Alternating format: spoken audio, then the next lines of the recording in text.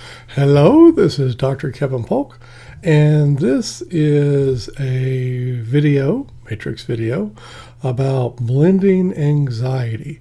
If you're not familiar with the matrix diagram, you can see it right there, and you're going to see me disappear into a small box down here in the corner as I show you this diagram.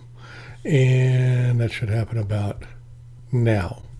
And here's a matrix. It's got your five senses up at the top, your mental experiencing at the bottom. So imagine taking your shoe off and licking the bottom of your shoe. As I said, only imagine doing that. And then, if you started to take your shoe off and actually go about licking it, don't do that. You see the difference between imagining something or doing something in your mental experiencing versus the real world up here of your five senses experiencing. Another way to do that is to pick up an object and play with it, see it, hear it, tap on it. You don't have to taste it. And then put it away and then imagine it again through your mental experiencing. And you'll get the idea of the difference between the world of your mind and the world of the five senses experiencing up here. And we go about noticing the difference between those two. And then we notice the difference between how it feels to move towards someone. So you get that sense of satisfaction that you're moving toward somebody versus how it feels to move away from something like fear. So something shows up and fear shows up inside of you and you get away and you get this sense of relief. Pain's another good example. Pain shows up inside of you. Maybe you take some medicine, Tylenol or something, and the pain goes away, and that's relief. Or even more immediate, you get a splinter and you pull the splinter out and go, oh, wow, that feels a whole lot better. It's an away move. Both away and toward moves are part of life. This is about noticing the difference, and there it is in the middle there again, noticing the difference between how it feels to move toward, those kind of satisfaction feelings, versus how it feels to move away, that feeling of relief when you get rid of something yucky inside of you.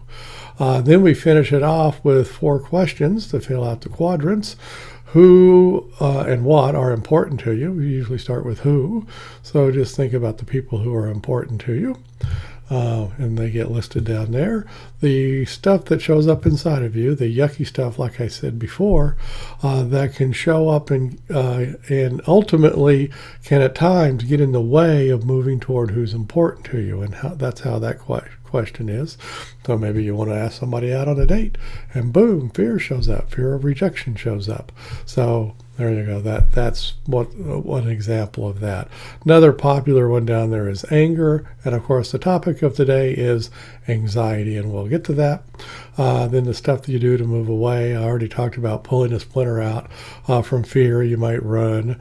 From anxiety, you might take a drink, take a nap, avoid those kind of things. And then finally over here, what could you do to move toward who's important to you? So you could walk with them, you could talk to them, you could go out to dinner, you can go out to movies, all of that. Once again, that stuff you do to move toward and feel satisfied versus the stuff that you do to get rid of this yucky feeling stuff. And I cannot stress enough, both of them are part of life.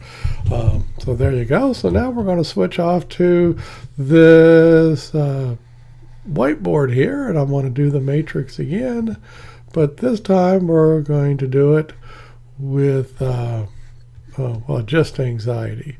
And what you can do with anxiety, we all have anxiety. And I start writing anxiety instead of writing away. Here we go, away. So this is just going to be our noticing box here. We'll call this noticing. Not very good writing, but you get the idea. The senses up here, so I'll just say senses. Then the mental down here. And inside the mental is, of course, anxiety. And usually anxiety, well, we could start off right here and say it's right in the middle. So maybe it's anxiety, we want to go do a performance or something. So it's sort of a toward thing versus anxiety that we want to get away from. Today we're talking about the anxiety that gets over here, moves over here, and it's the junk. We don't want it. We don't like it. Doesn't feel good. And so, you have this anxiety that shows up. And then people can get into loops. The basic thing is avoid. I have a presentation to do. I'm anxious about it. Oh, I just won't show up. I won't do it. That kind of thing, of course, can happen. But does that get rid of the anxiety if you're ever? Nope. The anxiety comes back. Probably even makes it even worse. So then we go back. It's shown up again. So there's anxiety showing up again. Oh, very good. Boy, having trouble spelling today. But you get the idea. You can get into a loop like that and get stuck. We can all do that kind of stuff. So, okay, so then what do you do with a loop of anxiety like that? Well, what you can do with it is notice it showing up. And here's your noticing box again. So you sort of notice in this big picture, who and what's important to you and the stuff that can show up and get in the way, the stuff you do to move away, like avoid, and the stuff you can do to move toward. And you're noticing all of this big picture. So while you're noticing, you can notice anxiety showing up. Well, there's anxiety. Well, you can go up and in your current five senses experiencing, and remember when I talked about like noticing the difference between imagining looking at your shoe and actually looking at your shoe. Don't look at your shoe. Please don't do that. You can notice that, and you can notice your five senses experiencing. You can do it right now. Look around you, what you see, what you hear, the taste in your mouth, what you're smelling right now, what you're touching right now, all of that. And you can take the anxiety here, and you can take your current five senses and do something called blending of those two. And the results are simply interesting. That's what people say.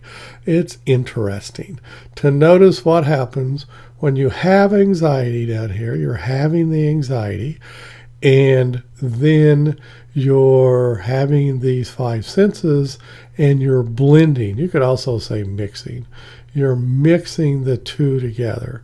And I'm not saying this cures anything or does anything. What everybody says is whatever happens, it has this satisfied, toward kind of feeling of interesting shows up. So this interesting activity of taking your anxiety, noticing your current five senses experiencing, and blending the two together. And that's something that's happening inside of you, or at least right in there in that noticing part.